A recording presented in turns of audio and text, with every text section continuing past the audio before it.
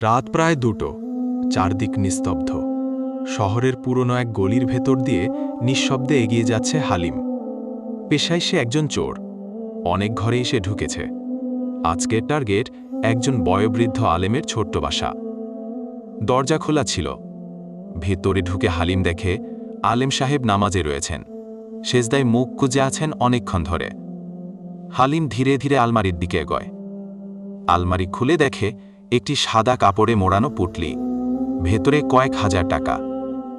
হঠাৎই তার চোখে পড়ে পুটলিটার পাশে খোলা একটি কোরআন শরীফ। পৃষ্ঠায় লেখা একটি আয়াত তার চোখে পড়ে, নিশ্চয়ই আল্লাহ তাদের তওবা কবুল করেন যারা অজ্ঞতাবশত গুনাহ করে এবং পরে অনুতপ্ত হয়ে ফিরে আসে। হালিমের হাত কাঁপতে থাকে। সে টাকা রেখে বেরিয়ে যাওয়ার আগে শেষবারের মতো আলেম সাহেবের দিকে তাকায়, কিন্তু অবাক হয়ে দেখে তিনি আর নড়ছেন না। ভয়ে কৌতূহলে সে এগিয়ে গিয়ে স্পর্শ করে।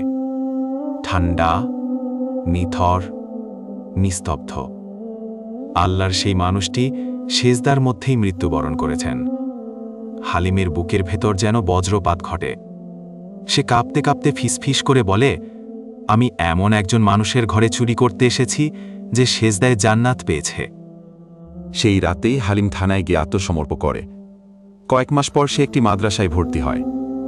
আজ সে নিজেই বলে, আমার বদলে যাওয়া শুরু হয়েছিল এক সেজদার ঘর থেকে। বন্ধুরা, এই গল্পটা যদি আপনার হৃদয় ছুঁয়ে যায়, তাহলে দয়া করে আমাদের চ্যানেলটি সাবস্ক্রাইব করুন। নতুন নতুন এমন